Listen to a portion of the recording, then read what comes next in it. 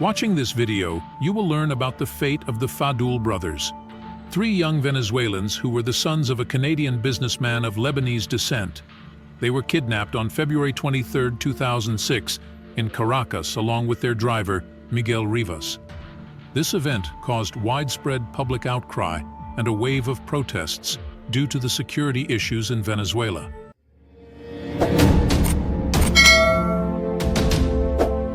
The Faddoul family had a stable economic position and lived in their own home in Vista Alegre, one of the prestigious neighborhoods of Caracas. On February 23rd, the brothers, 17-year-old Brian, 13-year-old Kevin, and 12-year-old Jason, got up early, as they usually did on a weekday, to go to school. They had a leisurely breakfast, put on their school uniforms, and said goodbye to their parents. The young men got into the car, driven by their chauffeur, Miguel Rivas. Around 5:30 a.m., the car left the house and headed to the private school Nuestra Señora del Valle, located in the same neighborhood. However, the brothers never made it to school, marking the beginning of their kidnapping story. Since then, no one has seen the driver. The journey from home to school usually took no more than 5 minutes. Typically, Miguel would drop the children off and return home, although sometimes he ran errands for the head of the family, so his absence was not immediately noticed.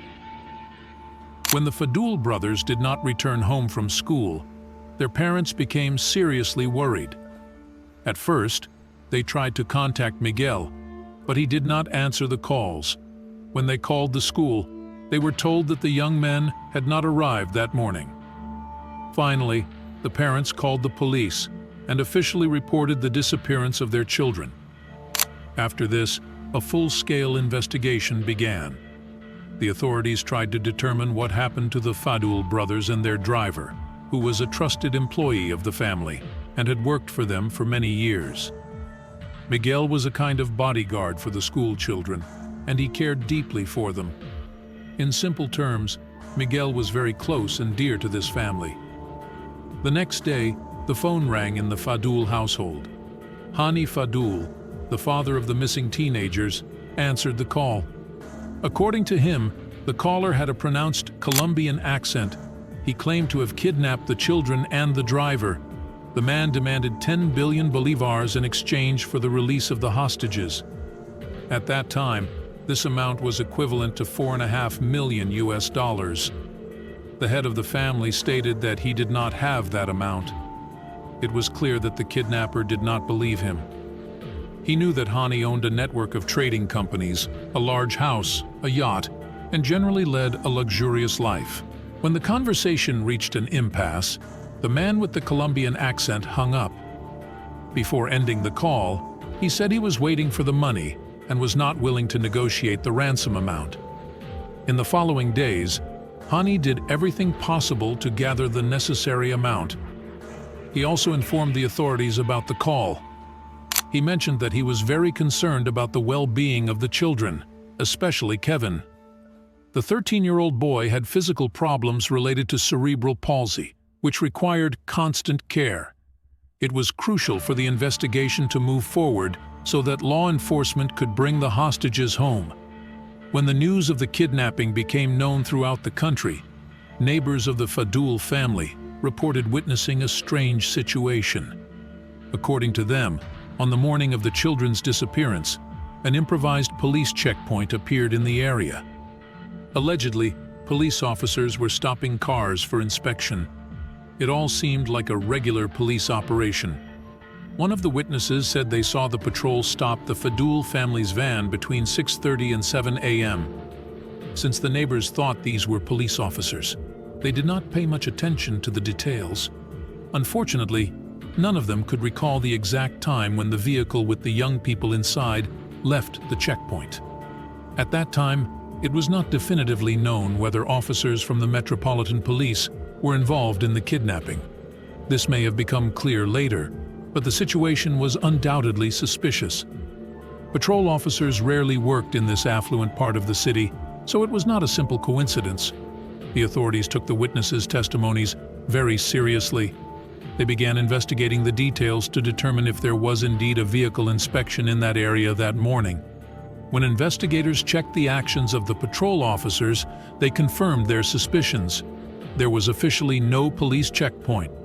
Consequently, a theory emerged that the criminals had deliberately posed as police officers to carry out the kidnapping unnoticed.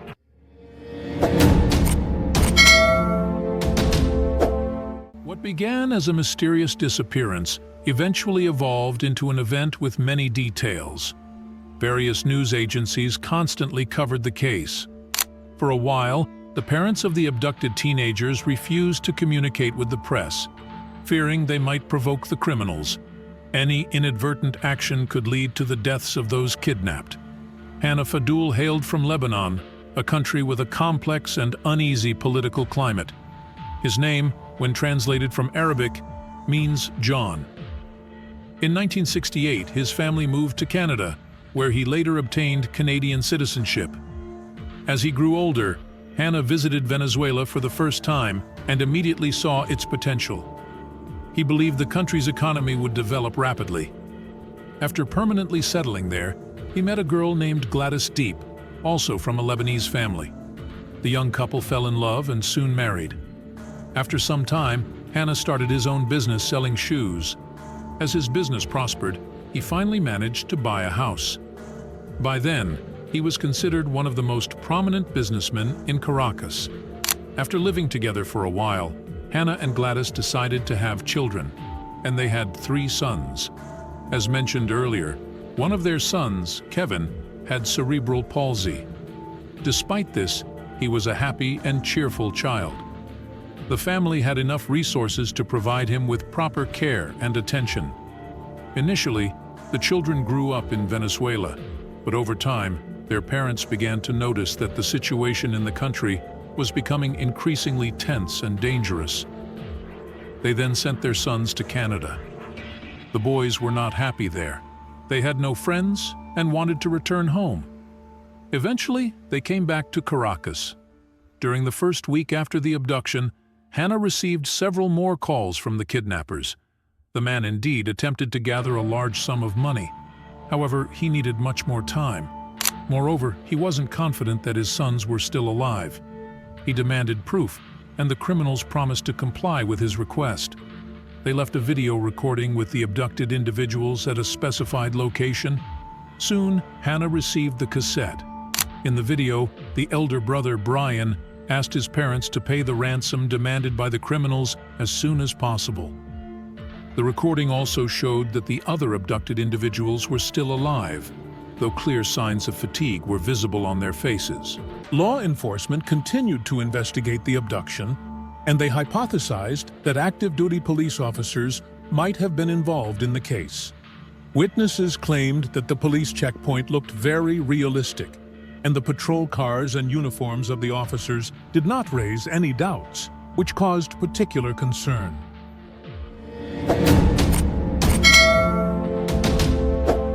On March 22, 2006, the mother of the abducted boys, Gladys, took a step that raised many questions.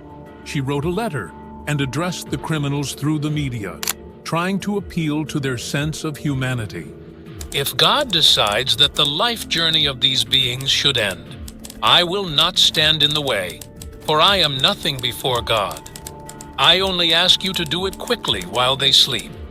Please, give them a picture of a saint so they don't feel lonely. All I can do is pray for their swift ascent to heaven. But if mercy strikes you, return these people home so I can fulfill the mission that God entrusted me with since their birth. This was just part of Gladys's letter. In it, she also spoke about the damage the abduction had caused her family and Venezuelan society. She clarified that it was difficult for her and her husband to raise the required amount. However, no prayers or pleas yielded results, and the woman's words faced criticism from the public. People felt she had resigned herself to possibly never seeing her children again. The kidnappers refused to discuss reducing the ransom amount. Although the Faddoul family had resources, businesses, real estate, and luxury items, Even selling all their assets wouldn't allow them to gather more than $4 million. Gladys's position was understandable. She saw no way out of the situation, which led her to write such a letter.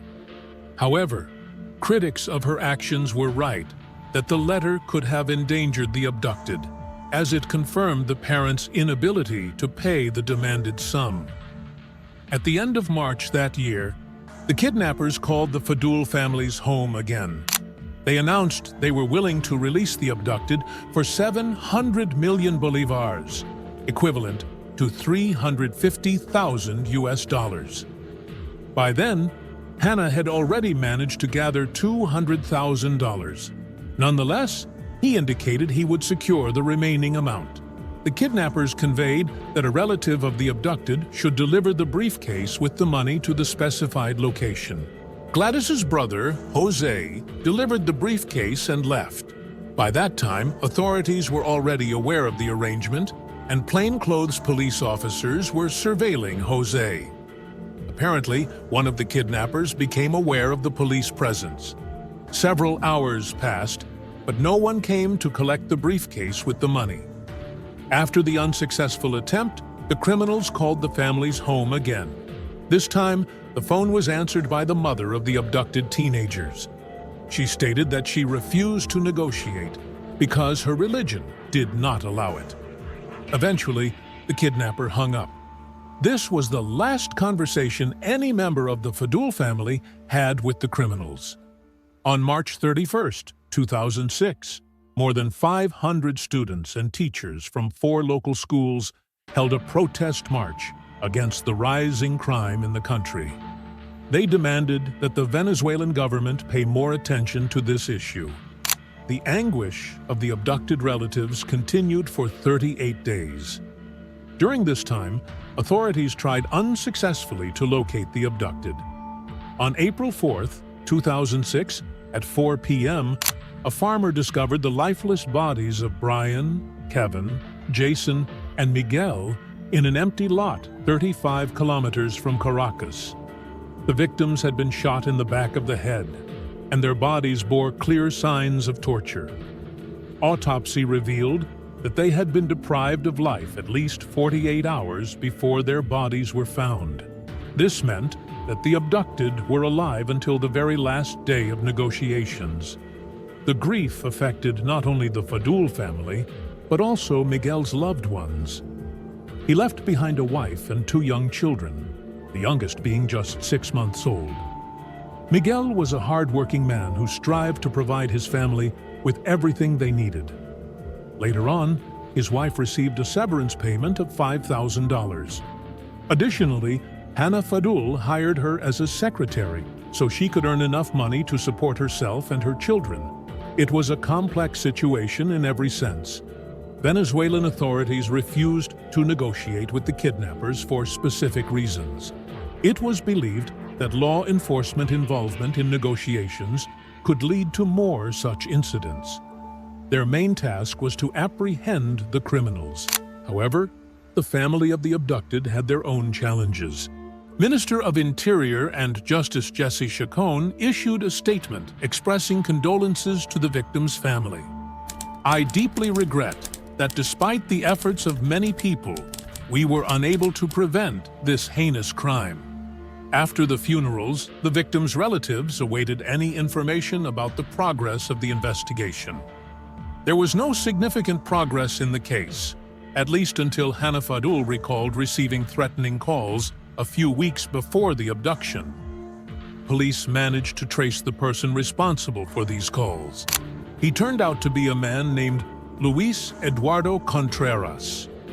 He was arrested on April 19, 2006, a few days after the victims' bodies were found. Contreras was an employee of the National Integrated Service of Customs and Tax Administration.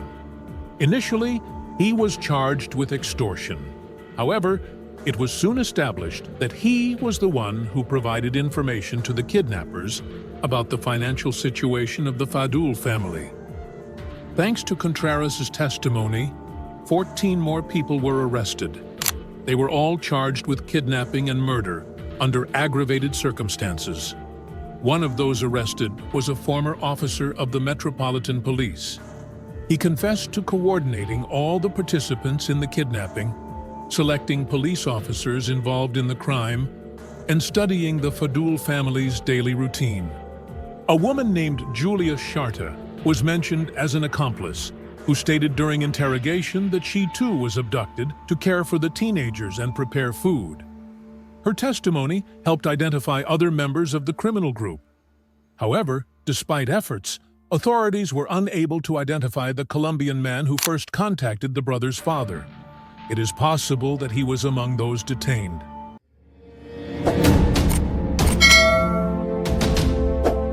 Sometime after the incident, Hannah and Gladys sold their property and moved to Lebanon, but continued to monitor the progress of the investigation. On July 18, 2015, nearly 10 years after the abduction, another person connected to the case was arrested. His name was Lenin Gandika, also known as Fatty Lenin. Sinton. He was apprehended at his home in Guanare, in the south of Aragua state, and charged with murder. However, on August 7th of the same year, he was strangled by a fellow inmate. It remains unknown if this was related to his testimony. In total, 20 people were arrested, and 13 of them received the maximum sentence of 30 years in prison for their involvement in the kidnapping and murder. At least 4 of them were active members of the Metropolitan Police, confirming initial suspicions about police involvement. There were numerous hypotheses in the case. One claimed that the mastermind behind the abduction was General Noel Martinez Ribeiro. This was pointed out by a former judge, but no investigation against Ribeiro was ever launched, and he soon received a promotion in rank. There were also speculations that influential people might have been involved in this case. Perhaps this is why the last detainee was killed, as he might have been able to reveal the names of these influential individuals.